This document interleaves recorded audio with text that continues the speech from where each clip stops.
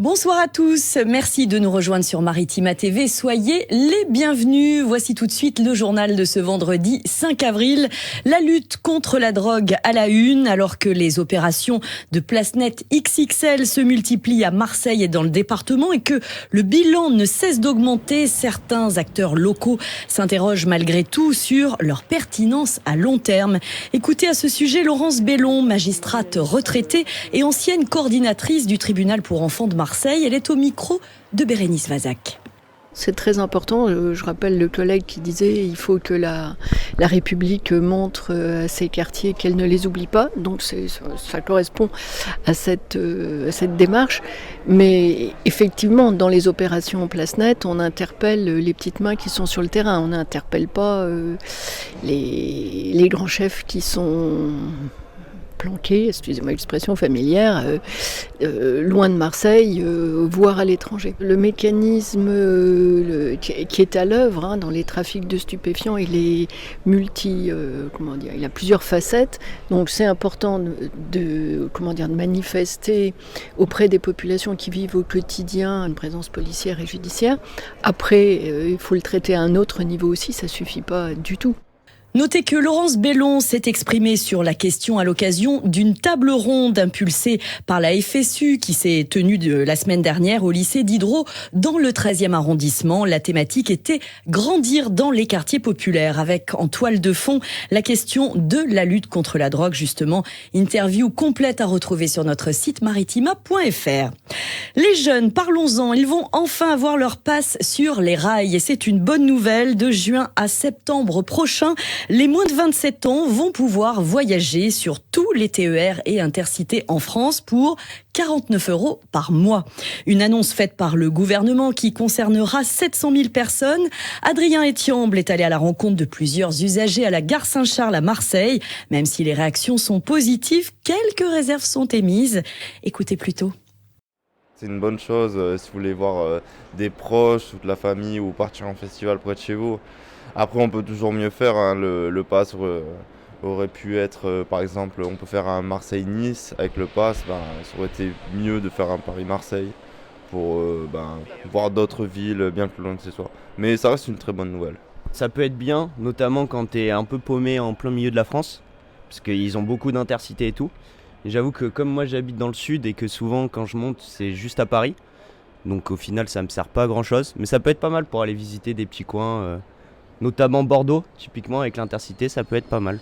Moi je pense que c'est une super bonne idée, surtout par exemple moi qui viens de Clermont-Ferrand, à chaque fois que je prends le train j'utilise des TER ou des Intercités, donc ce sera très vite rentabilisé, donc j'ai très hâte. Marseille, bientôt à l'honneur sur la monnaie. La bonne mère partagera la vedette avec la Dame de Fer sur la future pièce commémorative des Jeux Olympiques de Paris 2024. Elle sera éditée à 10 000 exemplaires et vendue à partir du 4 juin. Une pièce de 2 €, vous le voyez, commercialisée à 14,95 € tout de même. Les préventes ont déjà commencé. Au chapitre environnement, une pêche momentanément compromise dans l'étang de Berre, celle des palourdes et autres bivalves fouisseurs, comme les télines ou encore les praires, interdites par arrêté préfectoral depuis mardi dans 2 zones de l'étang de Berre. En cause, une bactérie pathogène pour l'homme. Leur récolte et leur commercialisation est donc suspendue provisoirement. Les précisions de Rémi Reponti. Les 2 zones concernées par cette interdiction de pêche aux coquillages bivalves fouisseurs sont le cordon du Jail et une grande moitié ouest de l'étang de Berre, excepté la pointe de Saint-Chamas. La raison, la présence avérée de la bactérie Escherichia coli, détectée par les services de l'État. Un phénomène lié à la météo pour William Tillet, le premier prud'homme de pêche de Martigues. Avec les grosses pluies qu'on a eues, ces gros mauvais temps, ces 20 derniers jours, on a eu très très mauvais temps. Fallait s'y attendre.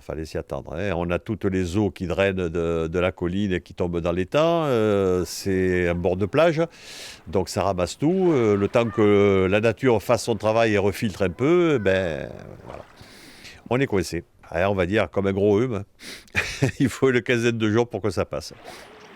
Lisa, habitante de Gignac et pêcheuse à pied amateur sur la plage du Jail, n'était pas au courant de l'interdiction. Je ne crois pas interdit, non. sais pas. Si, depuis hier, c'est interdit. Depuis hier, moi, je ne sais pas. Hein. D'accord. Et parce qu'il y a un problème de bactéries et donc c'est dangereux pour consommer, il ne faut pas les manger. Ok, ça va. Écoute, je reviens une semaine, 2 semaines, quoi. Ça va, écoute, tu ne peux pas porter, alors. Et non, là, celle-là, il va falloir les laisser. Ça va, ok, d'accord. Marie-France, touriste de la Drôme, aurait bien aimé manger quelques palourdes. Moi, je les mange ou sautés avec de l'ail et du persil, ou moi, j'aime tout ce qui est cru. Donc, je mange les coquillages tout crus, moi. Il faudra attendre un peu. Je vais attendre, promis. J'ai pas envie de finir mes vacances à l'hôpital. Hein. Les services de l'État devront obtenir 2 analyses hebdomadaires consécutives sous les seuils réglementaires de contamination pour décider de lever l'interdiction. On parle logement dans ce journal. Si vous occupez un appartement de 13 habitats, il y a des aides qui vous concernent. Le bailleur lance une nouvelle application gratuite appelée Claro. Ils sont les premiers dans le département. Objectif, aider les 75 000 locataires à percevoir toutes leurs aides financières, locales, régionales et nationales. Tous les foyers de 13 habitats vont donc recevoir dans les prochaines semaines une invitation par mail pour télécharger la plateforme. Et en ce début du mois d'avril, les campings de la région préparent leur rentrée. Certains s'apprêtent à ouvrir, tandis que d'autres commencent à accueillir leurs tout premiers clients. Voyez plutôt cet excellent reportage signé Flavio Noriega. Depuis quelques jours, le beau temps est revenu, idéal avant la réouverture des campings. À la Couronne, le camping de l'Arquet ouvre ses portes ce week-end et en coulisses, on s'active pour être prêt à temps. On écoute Isaline Bautier, assistante de direction du camping l'Arquet. On peaufine les derniers détails, la piscine, les mobil-homes, les sanitaires. On met en place un petit peu les dernières infrastructures et puis on a hâte d'accueillir les premiers clients. Une préparation qui va continuer au-delà du week-end. Avec la coupure, il faut retrouver ses marques avec les collègues et préparer au mieux les nouveaux. On a une bonne équipe sur place, mais on a quand même toujours des nouveaux qu'il faut intégrer, former.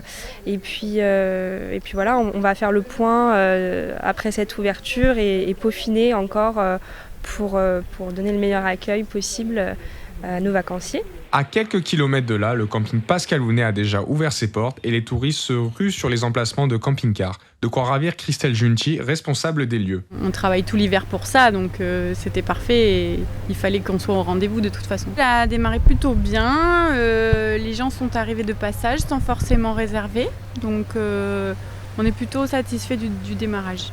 Et pour ceux pour qui partir en vacances rime avec grosses dépenses, sachez qu'il existe une aide aux vacances familiales donnée par la CAF. Pour en savoir plus, rendez-vous sur le site vacaf.org. On passe au sport et du football avec le match d'ouverture de la 28e journée de Ligue 1. L'OM se déplace, vous le savez, ce soir sur la pelouse de Lille pour une rencontre capitale pour les 2 formations. C'est vrai que 7 points séparent les 2 équipes au coup d'envoi en faveur des nordistes et les Marseillais doivent absolument revenir avec des points pour rester dans la course à la Ligue des Champions. Ulysse Garcia est au micro de Karim Attab. Alors, à notre avis, on sait qu'on est à 7 points et on sait que demain, c'est un match très important pour nous en termes de points et de place. Et on se concentre vraiment à prendre ces 3 points et ensuite d'aller match par match. Non, pas du tout. On est un groupe compétiteur. On veut jouer sur tous les tableaux et on va se donner à 100% contre Lille et puis à 100% contre Benfica. On se dit pas que non, on doit faire moins ici ou là-bas. On veut se donner à 100% dans chaque compétition. Ulysse, ça fait 2 mois et demi que tu es à Marseille. Comment tu juges tes premiers pas? Tu as la difficulté de pas pouvoir jouer en Ligue Europa, mais au final, malgré le fait que vous ayez deux latéraux gauche de métier, tu as quand même pas mal de temps de jeu. Comment tu te vois et comment tu te vois évoluer surtout à l'OM? Bonne question, merci. Alors pour l'instant je m'intègre bien, je commence à connaître mes coéquipiers, les déplacements, les mouvements. C'est vrai qu'il y a eu une difficulté pour tout le monde avec le changement d'entraîneur, mais ce qui a été bon pour tout le monde. Et par rapport à moi, je me sens mieux, je me sens de mieux en mieux, je commence à prendre mes marques et c'est sûr qu'avec la possibilité d'enchaîner des matchs, je pense pouvoir faire encore de plus belles prestations que ce que j'ai fait jusqu'à maintenant. Lille Lille-OM, c'est donc ce soir à 21h au stade Pierre-Mauroy dans le Schnorr, à suivre en direct et en intégralité sur Maritima avec les commentaires endiablés de Karim Attab et Jacques Bail. En national, le FC Martigues retrouve sa pelouse du stade Turcan ce soir à l'occasion de la 28e journée de national avec la réception de Villefranche. Une belle opposition entre les Sang et Or qui jouent la montée en Ligue 2 et leurs homologues qui se battent pour le maintien. Coup d'envoi à 19h30. S'il est encore temps, c'est à suivre en live texte sur notre site maritima.fr. Et puis, toujours en national, Marignane Gignac Côte Bleue se déplace à Orléans. Sur l'eau à présent, retour sur la première journée du championnat de France de rame traditionnel qui s'est déroulé fin mars à Istres. 350 rameurs venus d'un large sud de la France, de Bayonne à Croc-de-Cagne, de Collioure à Théoul, se sont affrontés sur l'étang de l'Olivier en catégorie hommes, femmes et mixte. Cette première manche, comme souvent, a mis en avant la solidarité et l'esprit de partage qui anime la discipline. Reportage de Nordine Al-Saïd. 300 mètres de parcours sur une barque qui épuise les 6 rameurs, mais surtout qui les rassemble. Que ce soit la quinquagénaire Marilène ou la tout juste majeure Monica, rameuse pour l'équipe de Martigues. Oh la vache. On a tous nos chances égales. En plus, il y a des mixtes également. Donc vraiment, c'est vraiment très agréable pour ça. Il y a des jeunes, il y a des vieux. C'est très ouvert, quoi. Très ouvert. Justement, ils disent que c'est bien qu'il y ait des jeunes parce qu'il y a beaucoup de personnes âgées et du coup, on peut faire la relève, entre guillemets. Cette transmission se fait donc dès le plus jeune âge, sans aucune distinction entre les hommes et les femmes, contrairement à de nombreux sports collectifs. À la rame traditionnelle, tout est question de cohésion pendant le parcours, comme nous l'explique Jean-Claude, membre de l'organisation istréenne. Allez, vous descendez là-bas au bout. Vous ne descendez pas avant que le bateau soit stabilisé. Il faut que les 6 rament ensemble, fort et long, avec une technique pour faire les virages, parce qu'il y a un planté dans un virage et il y a des rameurs sur l'extérieur. Les courses intenses sous forme de chaises de ce dimanche laisseront leur place au parcours 360. La commune de Théoul-sur-Mer, dans les Alpes-Maritimes, accueillera la 2e journée de championnat de rame traditionnel le dimanche 14 avril. Et sur le plan purement sportif, les rameurs vénitiens résistent à la concurrence. L'étang de l'Olivier, secoué par un vent en rafale, a été, il faut le préciser, le théâtre de confrontations serrées. Pour preuve, 11 sociétés nautiques sur 17 présentes ont vu une de leurs équipes récompensée. Et seuls les rameurs vénitiens hissent un équipage sur le podium dans chacune des catégories où ils étaient engagés. Une médaille d'or, 2 argent, 2 bronze et puis Istres remporte 2 médailles de bronze. L'aventure continue, vous l'avez entendu, ce dimanche à Théoul avec, on l'espère, de meilleures conditions météo. De Berre à Aix, en passant par la Côte Bleue, de dégustation en balade à vélo, l'agenda sorti pour ce beau week-end qui vous attend est préparé comme chaque fin de semaine par Noria Boussena. Les festines de Berre sont de retour. C'est une édition spéciale produit de la mer qui vous est proposée jusqu'à dimanche. Au menu, poissons, plateaux de coquillages et crustacés à consommer sur place ou emporter, mais aussi d'autres stands de restauration. Une animation autour de produits artisanaux proposés par l'ADEB, Association des commerçants berrois, complétera cette sympathique manifestation. Cette 2e édition se déroulera autour de la salle Alain Bombard en intérieur et extérieur. Après une annulation le week-end dernier, pour cause de mauvaises conditions météo, Terrama revient ce dimanche à Port-de-Bouc. Vente de plantes, conseils horticoles, produits du terroir. Le rendez-vous à ne pas manquer avec ce marché aux plantes sur le cours Landrivon. Une journée qui promet de faire la part belle aux fleurs et toutes sortes de plantes. Le marché artisanal sera présent avec plus de 30 artisans qui proposeront des décorations florales, du mobilier de jardin ou bien encore des bijoux.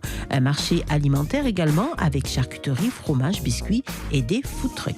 Rendez-vous sur la Côte Bleue pour la première fête du vélo. Un événement festif pour encourager les citoyens à la pratique du vélo et présenter le projet La Côte Bleue à vélo avec au programme 2 déambulations à vélo décorées au départ de Saucé-les-Pins et d'Ansuès, la Redonne, avec une arrivée sur la plage du Rouet. Et c'est sur le parking du Rouet entre midi et 16h que vous allez pouvoir retrouver de nombreuses animations variées, concours du plus beau vélo, grand quiz en live sur la mobilité à vélo et plein d'autres animations sont à découvrir ce dimanche. La BD envahit la ville d'Aix-en-Provence à partir de ce week-end. Place au festival des rencontres du 9e art dès ce samedi et jusqu'au 25 mai. La ville d'Aix-en-Provence célèbre la BD et les arts associés avec près de 40 artistes invités. Un programme riche avec des expositions, un pop-up le week-end de 13 et 14 avril, performances, théâtre de rue, dédicaces, flash tattoo et une ouverture exceptionnelle du couvent des prêcheurs au public ce week-end sur la place François Villon. Le manège d'Andrea de 13 mètres de haut pour 13 mètres de diamètre va transporter les enfants sur des créatures fantastiques, caméléons, poissons volants, un hippocampe ou encore un cheval ailé.